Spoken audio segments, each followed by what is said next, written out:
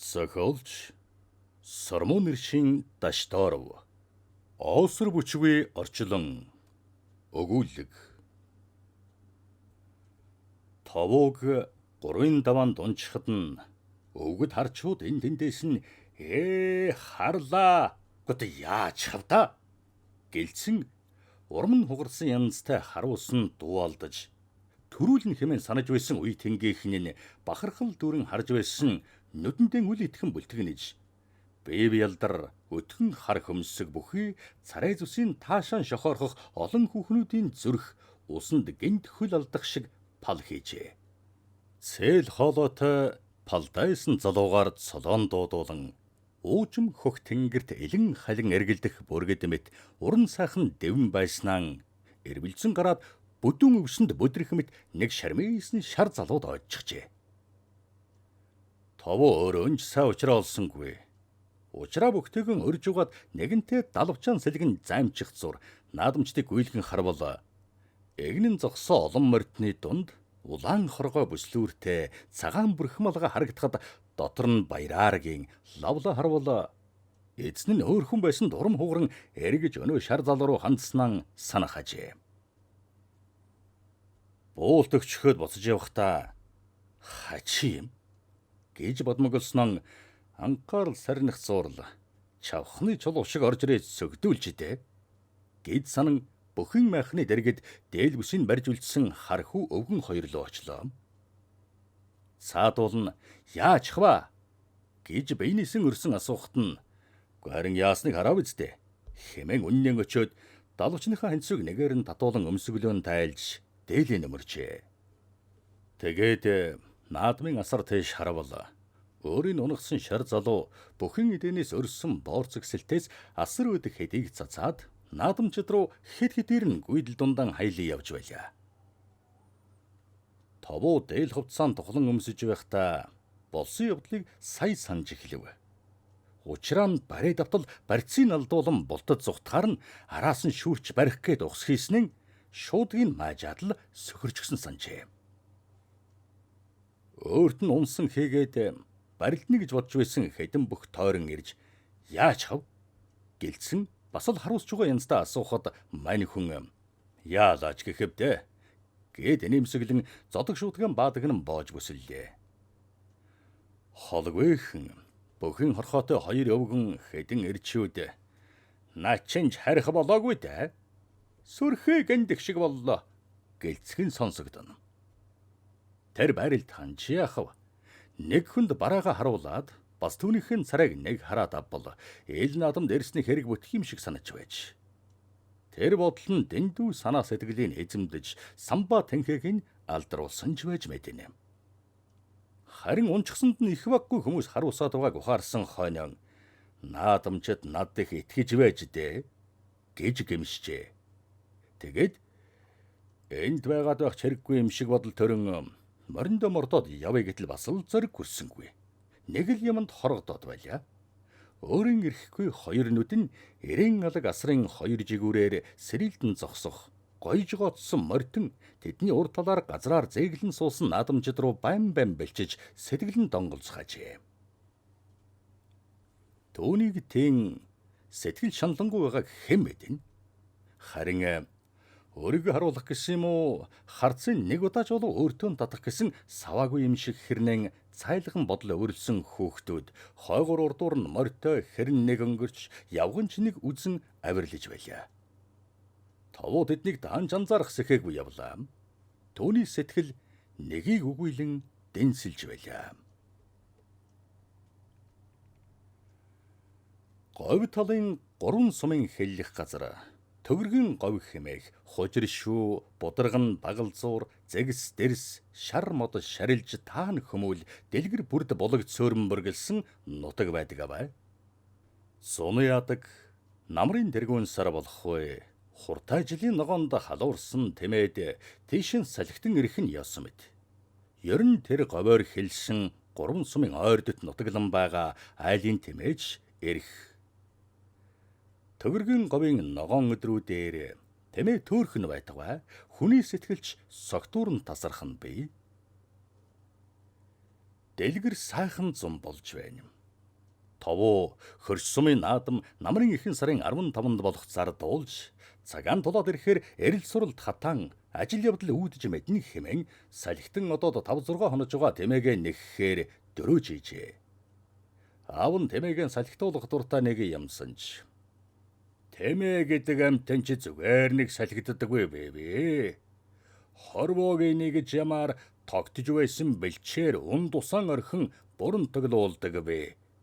Хөрөгч байх хөөрхөөс юм ийгэж мэдхэв тэгж байж хүч тамир оруулдаг сансрын гүрд эргэж байдаг ч юм байлуу. Салхитсан тэмээг хүрх газар нь хөргөж хануулж санаагийн намраагаад авчирч бай. Манай энэ тэмээ сайндал төгөргөн говьдороо тогтоно гэж намалдаг ажээ. Энэ удаад харин эргэлцэхээр байлаа. Яагаад гэвэл хэд хоногийн салхи тогтургүй зүг солин эргэжээ.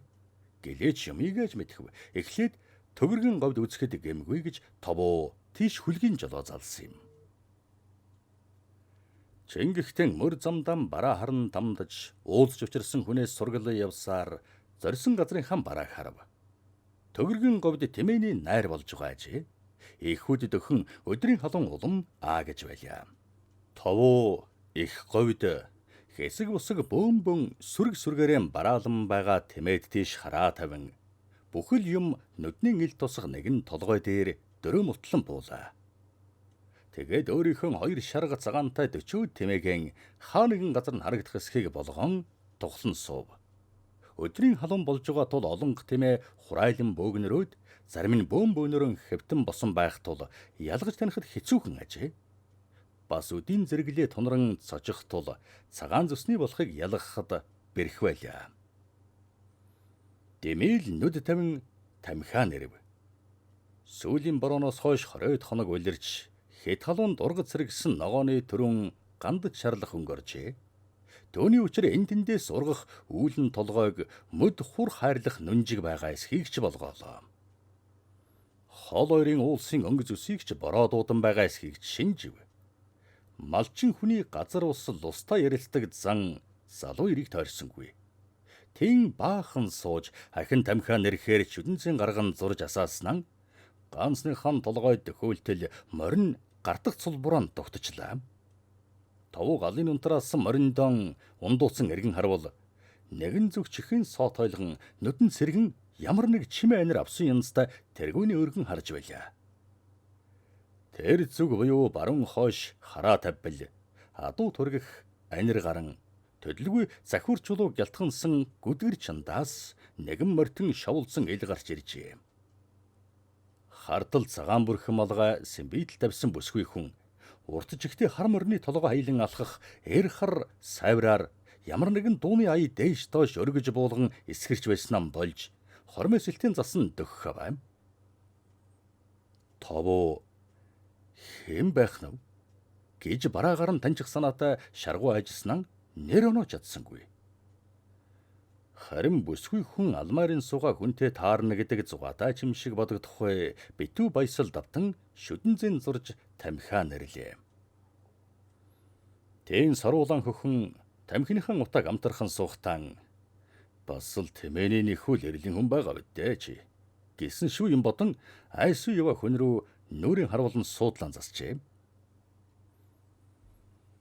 Бүсгүй совдон хөлсөн дашаан дээр нь бунжгэнсэн мориныхоо халуун амьсгах элчийг ханг татуулан ирэв. Цэмцгэрхэн эмэйл дээр цэмцгэрхэн суусан тэр хөөхөн хажуу сумын алааж цэгийн эхнэр шанган долгор гихч байлаа. Товоо хэмээн дотроо урам хугарсан янзтай дуулдав. Алааж цэ гэж жилийн 4 цаг мөрнөөсөн ангийн карбин буу бүснээс нь зүрүү хар хэмээх нэг нүдний дуран салгадаггүй. Амьтны хамраас цус гарахын дан өвөртөлсөн. Гიშгхийн хүртэл тамдан хардад сэрддэг. Хэний гэртээ инээж хөөрхийн зур муу юм санан аль алийн буудна хэмээн авиралдаг. Бузгай догшин зантай хүн байдаг гэж олонтоо дуулсан тул таагүй совин бие сэтгэлийн эзэгний давх шиг болжээ. Долгор уг нь тэртээ Шанхай хэцийн хүй юм. Цэ ан ав хөөцөлдөж явахтаа тэднийд бууж морддог болсон нь долгорыг босгож авчирсан ажээ. Шанхай нутгийнхан өөрсдийгөө Шанган ганган гэж өргөмжлөг дуртай юмсанж Чингээд л ус нутгийнхан занг дагуулж гоочилсон ч юм уу эсвэл бахархсан ч юм уу харчвал Шанган алдрыг өргөжээ. Долгор бэр болж очисон бор грэм байтугай нуг нутгийн олон эрсийн сэтгэлд гийсэн саран ажээ. Долгор тэгшгийн шүдэн нэмгэн ягаан уруулын чандаас ярс хийлгэн товуутай мэдлээд хулсан хадаастаа торгон савхичийсэн хөлөөн дөрөөнөөсөө мултлан салхин буухтан товоо эдлэгээ суусан ч дөрөвхөн бор даван дээлэн дээрэн бажигар дурдан бүс жавхайд л ороолсон нуруу биеийн өрн ирэхгүй шохоорхон нуруу царай тэгш сайханч төр саймтантаа уулна гэж бодоод амжлаа. Тэгээд хариу мэндийн үгэн хэлж зун зуншлаг мал тарган тавтай байгаа эсхийг угсруулан асуулаа. Долгор тэр бүгд нь хариу өчөн өвдөгсөлт хормой хотсон эвэн хөндийнхэн цомцон суулаа. Салуур тамхин шивших зуур морины нуруун дээр аавн саавн тогтгоо болтой мөнгөн хэрэглэл угалцтай шар ширэн гөлөн бүхий өндөр цэмцгэр бүрхтээ эмээлийг ажиж гэрээсээ төдийлхэн дэрдгүй хүн хаа хөрч ба юм бол доо гэж бодон хэд нутаг хаа байгаа хэрэг зэрэг юунд яваагийн лавлав. Ёсмит ил асуулт хоёр биенийхэн хөндөвтөрхэн яриаг амьлуулах гэсэн мэд. Долгор өөрийнхөө бүтлгийг шоолох айстай дуу алдан өө ямар сайндаа л энэ хүртэл морион тастан мөнгөнж явах вэ? Оржигдрийн үдэш гадаа хурааж хөвтүүлсэн тэмээг шөнөөр оргуулчихад явж гин. Босоод явсан мөрийн үзүүл наашаан чигтээ явсан байх юм. Хавдаан тогтоогүй болтой гэж яриад манайх захиурттал да гэв. Товоо захиурт эндээс өртөө гаруй зайтайг санан түүний илэн долонгүй ярианд баясан ч юм шиг болж өөртөө адилхан тэмээний эрэлд явааг мэджээ. Тэгээд хэдий хэдхэн нас эгчмэд атгаач тоглоомоор тэмээгийн орохыг мдэггүй бодоход бөхөндчээ. Гэхдээ цаадах нь ил цагаанаар чухмаа чухам өдрийнхөө ажил төртөд сүхээр зохиулсан юм шиг л байж гэж ярьлаа. Ингэхтэн товуугийн угийн дөрсгүй хөдөлж тэгтлэн өдрийн ажил төртсөн байж чадсан юм уу да гэтгэв. Долгор сая дамжиглалын үг шидэж байгааг ухаарч хөгжлийнхэн инээмсэглэх айдаад за тамин гэж ундууцах яцтай дуу гаргалаа. Товоо Шанган долгортой нүүр тулан уулзж явсангүй. Зөвхөн түүнтэй ойртож хавдах гэсэн харчуудын ярианаас л нэр усын дуулж нэгэн удаа наадам дээр нүдийн гартал гойчихсон хүн хар хүнтэйгэн зүснилсэн морьтой тормолж явах барааг нь харжээ. Тэгэхэд үйлийн үргүй Шанган нариндэнж таарсан хавь нутгийн харчууд шохоорхож байдаг нь хэр юм даа л гэж бодоод өнгөрсөн юм. Халаг болоо явдаг харчуудын цээжинд сүүмэлзэход өөрийн цээжинд орж иртэлж хаа байсан бүүмэд. Одоо мэдхүүл бусдын уруу татаад байдаг од аль хэдийнэ бие сэтгэлд нь шигдчихсэн байснаа. Өнөө гэгээ гэрлэн цацсан хэнэггүй явсан зүрхийн гээгүүлэн улзж байх шиг санагджээ. Тэгээ түүндэн жолзуурхсан мэт долгор тандаж хэлв. Тэр хүний жаргал эзгүй хэрийн талд байдаг да. Гэдэг чинь ийм учрыг хэлдэг биш байгаа да. Гэсэн шүү юм бодохгүй бүх бие сэтгэлийн сэрэл мэдрэхгүй сэргээд ирэх шиг болжээ. Долгор өөрөөсөн улаан алчуурт боосон дуран гаргаж тайлгцсууран "Шуута чадваа энэ олон тэмээг нүдэрээ нэг шүгэтгэе" гээд төгөргийн говьрол нэг тэмээд рүү дурандлаа. Товоо захиурт чинь өртөө гарав газар. Энэ хүртэл тэмээ тогтвол тогтчохоор хэдэн баггүй би. Тэнд байгаагүй бодоход эндээс хаа олдоо аж дээ. Би ч гэсэн дуран гарan тэмээгээ бас хараадах гэж бодон долгорыг ажидсуулаа.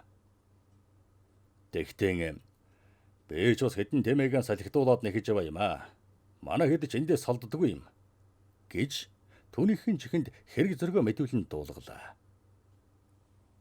Уг санаа нь бол золоор тэмээний хоёр ирэлчин таарчээ гэдгийг хэлэх гэжээ. Долгор төгөргийн говийг хав орчин тон тойруулан харснаа нэг юм руу дурангийнхаа харааг тогтоон суудлан хүртэл тухлан авч шагаан байна байна Тэр хязад хэвтээ босоо харагдана. Манай нэг тэмээ дагуулмхай лүдийн ат байдаг юм. Тэр яг дүрээрээ. Ашгүй л дээ. Олноос онцгой буурал магнатай юм. Зүсээрийн зогсож байна. Гэж дуран шагаах цураан өгүүлээд олзуурхан инээд жалдах шиг нэг л эгдүүтэй хөөрхөн дугурлаа. Тэмээ энд байгаа мэдээ товгийн чихийг дүлиэртэл нь алгадах шиг санагдаж ингээл салах болж дээ гэсэн харуусал тэрэн зүрхийг хатгаад авсан ч тэр дуу хоолойг дахин сонсоод баймаар бодол оволцов. Долгор сэтгэл намарсан янзтай болж төвөрхөн хөхтэй цээжэн овс хийлгэн санаалдаад та юм харах уу? Гингүүтэн дурангийнхаа бодол улаан эдийг намруулан сарвайлаа. Тавуу ашгүй дээ гэж тал өгснөн дурангийн авч буурал магнатай ад чин тэгээд сая явж ирв үү гэдэл харж байна уу гэхэд удаан нэгэн зүйл шагаа чилсэн нүдэн хид нохлон өөдөөс нь тормосхийн харж сайх асуултанд тэгтлэн инээдэнд хөрсөн юм уу хоолойдон ахаад л дахин сонссомоор уянгатай хэрнэн уянгалагхан хөхөрлөө. Ингэхт нь дурандах гэж байсан орхин хүүхний царай руу сая үзэж байгаа юм шиг том харжээ.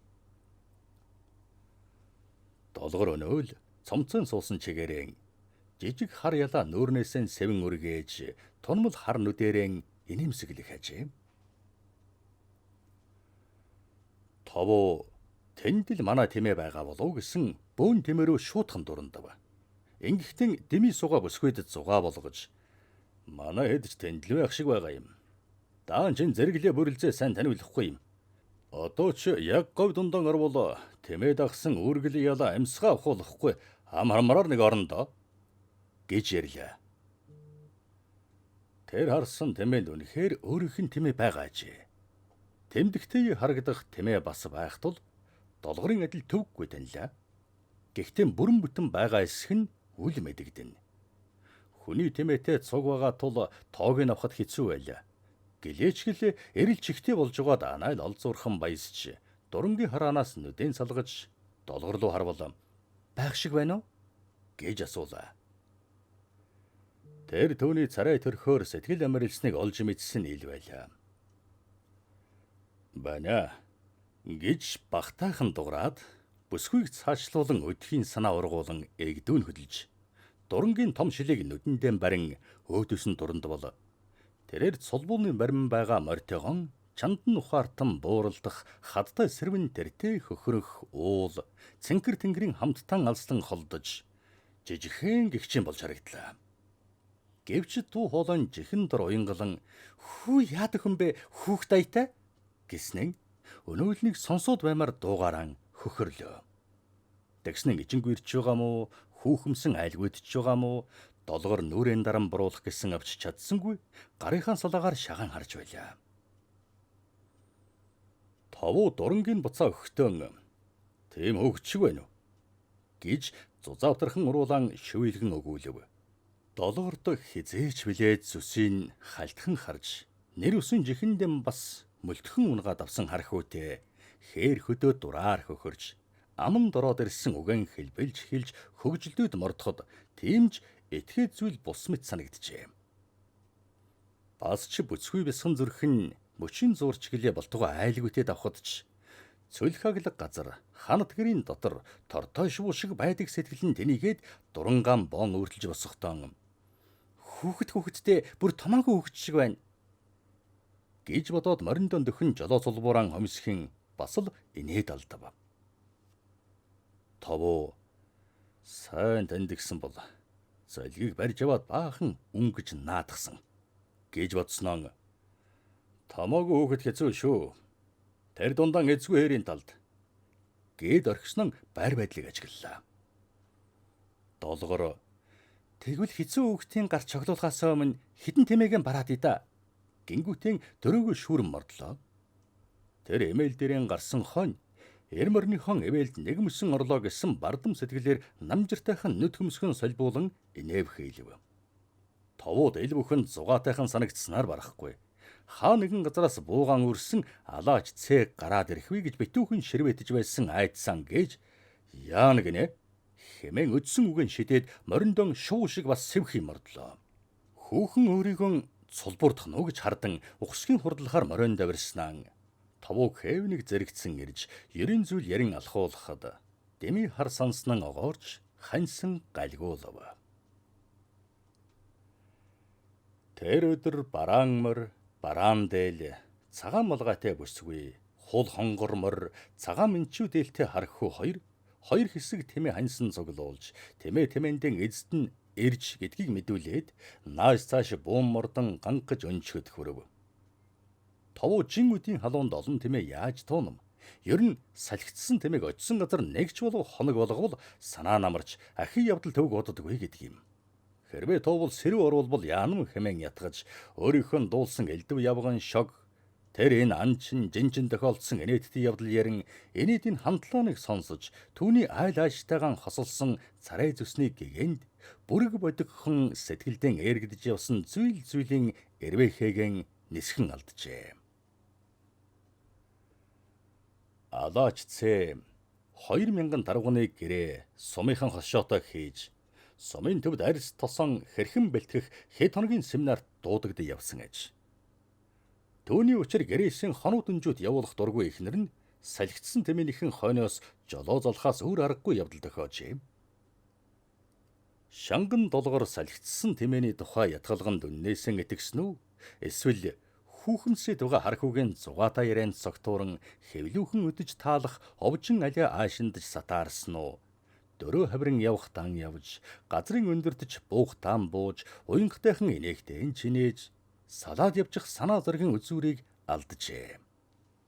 Тэгээд л эхүдэд шахам танихгүй хоёр уулзаж байсан бол наран баруунан дашиж байхад салж чадахгүй шахам хоёр болчихсон. Хүзүүн дээрэн толгоогон тавилдсан нөхөрсөх мордийнхоон сүүдэрт анган цанган байгааганж үл хайхран сууж байлаа. Үе үехэн хоёул тэргүүнээ нийлүүлэн эмн эрхлэхийн дээдээр эрхэлж эрн эл жаргалтай мөчөд уусхын дээдээр уусаж байлаа. Долгор эр нөхрийнхөө хардад сэрдэх авирлаж аяглахаас айж имэхээс илүү айлгэрийн хойбор аваалгэргийн журмыг гайхалтай хадгалж явдаг нэгэн аж. Түүнд эрийн халамж эдэлж хэрэглэх эрх мэдэл цөм бий. Гэхдээ хаяа нэг гинтийн их зол баярыг мөрөөдөө явдаг байсан санжээ. Тэр зол баяр нь юу гэж хизээ хэрхэн нүүрлэхийг үлэмэдэн үеийн хүүхнүүдтэй эрчүүдийн хөгийг ярин нудралцсан инээж хөхрөөн болж зарим нь улаан цам гуйлт говьшлог эрээ зэрэггүй төрмгийн хандлагаас эвтэйхэн сугарч явжээ. Гэвч нэг л этгээд юмтай ужрах юм шиг гунигтай нүүрлэх юм шиг ёрын бодол ерөөл сэвэн алин болохыг мэдэхгүй. Хий балмад, хий гордол, хий төгшүүр, хий мөрөөсөл давтаж бодол болно. Гэтэл тэр бүгдийн торонд өөрөө л барьцаалдан яваад орчихсон юм шиг болж байгаагаан мэдэрч суулаа. Тэгээд зуураад авсан зуурдын энэ учрлаас зүхтаад явчих бол бөө нүгэл болох юм шиг найлан гайтан байлаа. Тэр тусман зуурдын бодоход бүрч жолоо алдсан мэд. Энэ жохом азуу эзүү гэж хэн санавчиг. Төвний ялгаж тунгаах нь яршигтай тэр мэд бодогдож байлаа. Хэдий хилтгий явдал уйлдэж байгаагаа мэдрэн байвч энэ учрал урд насны зураг урт амьдралын төөргөөр л дохиож байгаа гэж уйхан нэгэн санахад сэршгүй зүүдний аялал дуусшгүй үлгэрийн явдалд үйсэн мэт хоёр зүрх нь бие биеийн уруу татан зохилжээ. Малын бэлчээрд аль олон зүрх бийсэн уруу татан учирдаг шиг ихэвдэ. Хоёр залуу бийсэн шохоорхсон гэрэлгээгийг ялдсан нүдээр их говийн тэнгэрт далвчан гэлзуулан нисч бух тогроо шуудыг жажин сууж дөрөө хаврын найгаж явахтан хэн нэгнийхэн эхэлсэн амаргийн дуг ижилдэн эсгэрч сэтгэлийн жаргалан эдэлжээ. Тэдний сэтгэл тогроон далавчанд гялалзах нарны гэрэл шиг гийж байлаа. Оройн наран ташиж хүн малын сүүдэр уртсан уртсахын үес мань хоёр тэмээгээ нээлүүлж аль алин чинь эзэд нь аваачих боллоо гэдгээ мэдүүлэн говийн хязаас багшруулан дуусаар төвөргөн говийн хойд хаяан зусаж байгаа жам зүгний гадаа аваачив. Гэрийн эзэн эзэгтэй хоёр залууг толгой холбоод авсныг хэдвэний мэдсэн мэт. Өдөржин ялаа шумул ирсэн их говьд тэмээ шүүж халуун дангад сангаж явцгаасан амьтад гэлцэн эдий цагаа тавин найрслаа. Тэд залуусын зовлонг сайн мэддэг. Элдв хил ам ховжив тараадаггүй таатай хүмүүс ажээ. Мань хоёр ч үнэхээр ангад сангаж явснаа мэдэрснээр үл барам. Унсан мориндонч халуунд ус эргүүлэлгүй өнжих гэж байгаагаа бас мэджээ. Тэгээд тухтай цайлж авсны дараа тавуу хоёр морин услахаар мордож, долгор өвгний авгаатай хоныг холболцсон оройн сайланд нь туслахаар галав шалав хийлээ. Тавуу төгөргийн худаг хүрэх замдаанч тэр ус ховоод мордон усалд байхтаанч тэр буцаж явах зураанч эл өдрийн учрлыг санаж итгэж ядаж байлаа. Нэг бодоход бошуухан давхиж долгорын хөөрхөн царайг түргэн харж сэтгэлэн жаргаамаар нэгэн санахгүй өрөөлийн тэр дундан олон харчууд ойртож хавтхын хүслэн болон шүлсэн залгин үгээн баран ярээд зэргүй бие биенээсээ оролцсон эсхийг лавлан байдаг шанган долгорыг өдрийн хугаст өөртөө дасхан татах хүч миний хаанаас гарвч гэж бодол хийлэн сэтгэл зүрх нь ургаж босч явлаа. Хэрвээ долгор гарын барих гэхэд булаан авч айгүйг хэдий хэлчихсэн бол тавуу хүн халгаадгүй амтан байж гэдэл орхих байлаа. Тэр ч байтугай өнөө шүлсэн залгисан харчуудад хэлэгч үгтэй болж театрын өөхнүүд шиг сайхан амтан байна лээ. Мань мэтийг нэг нэвдэрийн үзэх амтан биш байна лээ гэж явах байлаа. Жам зөвгний гадаа ирэхэд тэмээд нь тэдний үнсэн дээр докторт ойхон гэгч нь хэвтээд хонгортож байлаа. Долгор айлын эзэгтийн хамт холбоотой хоньсан өнөөл сэтгэл булаасан харнуудын мэтэлзүүлэн инэвхийлсээр харж харагдана. Өдөш гэрийн эзэгтээ сүү сайлан хөөрүүлж хоёр хонцон ээдмээр зочлов.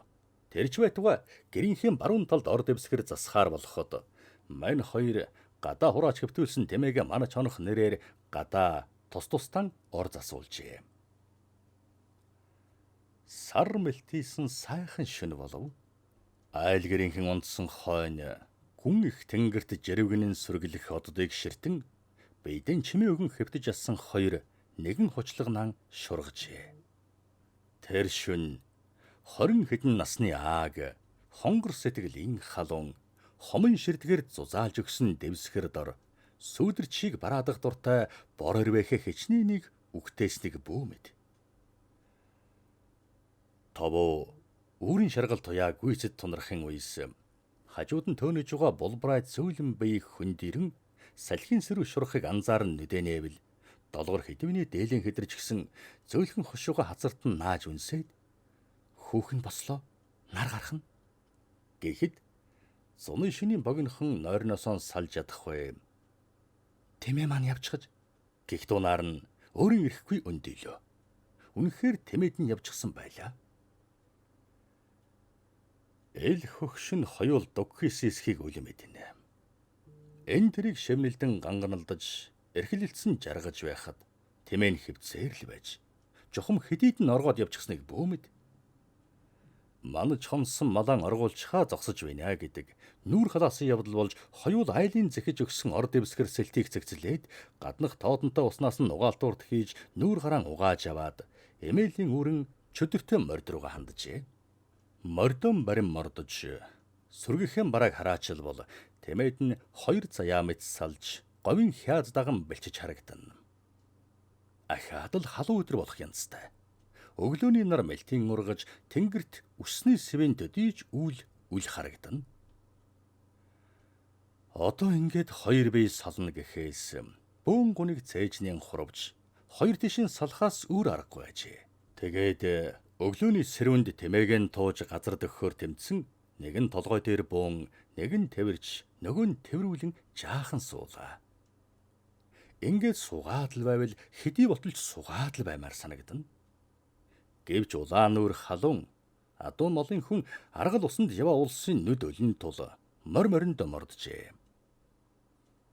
Сая санавал өчигдөр тэмээ шүүж явсан ганц морьтон овоо толгой дээр суугаа хүн хонь мал эргүүлж яваа хав ойрын айлын улс бишгүй л нэг харагдаж байсан авч. Мань хоёр тэднээс эмээх ичхийг огоорон явжээ. Тэгээд мөтгөн болох наадмаар уулзах болзоо тавиад хоёр тийш сэтгэлийнхэн гунигийг төрүүлэн салав. Уулзах гэж дээ. бараагаан л харж баясалцаад л өнгөрөхөөр болцов. Тэнгэрт тогруу өглөөний нарны гэрлийг анайл далавчин дээрэн гялалзуулан дэвэн сэвэн эргэж тэдний салхи салж байгаа сэтгэлийн гунигийг шууныхан хоолойгоор жигүүртнийхэн хэлээр гаслан шогшрон байх шиг гур дугурна. Товоо долгорын тэмээг хомилцож говийн баруун хойд ингэрлүүд өхөөлж өгөөд буцахтан морин дээрээс нь долгорыг гар сунган хүзүүдэн авч дулаахан хазар мөнөг тонмол хар нүдийн үнсэн салхасхийн эргэхэд бүсгүй хүнд бүтэн заяа тэр болгон байдгүй юм аа. Миний харах уу? Их нэртэй муу юм сануулав? Бас эргэж тойрж элдвэр дараа намайгаан битгий зовоогоорой гэжээ. Ингэхт нь маньхүү юу ч хэлж чадсангүй. Гэвч сэтгэл уярын зогсохтон наадмаар очоорой. Харан шүү гэсэн аваа юм. Товоо замын турш долгорын айл хэлсэн үгийг бодож явлаа. Тэр тууж ява тэмээгэн жин голлож байхад хизээний тогтож ноолайдаг бэлчээрт нь хүргэж бэлчээгээд гэр өдөн хандав. Ахрын ноос нь ил хатж ява сүрэг тэмээд нь ижил дасал болсон хонхрынхон бутан ногоог сансан мэд зарим нь даралгаар уруулан унжуулан тунгалаг алаг нүднийхэн урт сормуусыг сэрээлхэн эзний таашаалтай харж байлаа. Товоод олон тэмээ ээрсэн үүргэлээ харьяалаа. Гашууны сууныг эдсэн тэмээний аагтай хихрээдэс бийсэн ажиглан хаях сэвсэлтийн үнрээс хөндөрөхөд тунж таатай унаж ява моринж намаг бамбалзуураас гарсан мэт хөл хөнгө алхажээ. Гэсэн ч тэмээний эзэн сүргийнхэн докторыг эмэйл дээр 2 тийш сэлгэн сүүжилдэн эргэн харж сэтгэл ханаад цааш хөмөрөн хөөлөө. Тэгтэн анайл долгорыг бодож өдийд гэртээ дөхөө болов яагавал. Төвөргөн говийн тэмээний эрлэн хар хүндээ юу гэж хэлэх бол? Хаяа үйл ойж суухтан намайг дурсан санах болов? Ийм ч болохын чиний бодж явсангүй дээ. Би чамайг мартахгүй гэд санагалзан уярч явлаа. Шанган долгорол ирвэл энэ сумын наадмын дэвжээ гэгээ гэрлэр дүүрх юм шиг санан язгансан олны хөлхөн хөгжөөн шууган түүний сэтгэлийн зайд тун өчүүхэн юм шиг санагдаад байлаа. Шанган долгор наадамд ирсэнгүй. Товоо алаач цэ авгааган таргууны арьс өвчүүлнэгээд дагуулад ан авдаа явсан тухай баттай сурагдуулаад бүрж сэтгэл нь гуниж тэр сайхан амтныг цусночтой хутгалдуулж байдаг яасан хатуу хорвоо вэ гэж гаслан бодож наадамд ирэхгүйг нь мэдсэн авч гордон харсаар дэлийн гөхөл тавьж зассан мөнгөн хазаар шинхэн имэйл бүхий халтар халиун морон хөтлөн халахгар дээлийн ингэр задгаа гудгархан алхаж явлаа.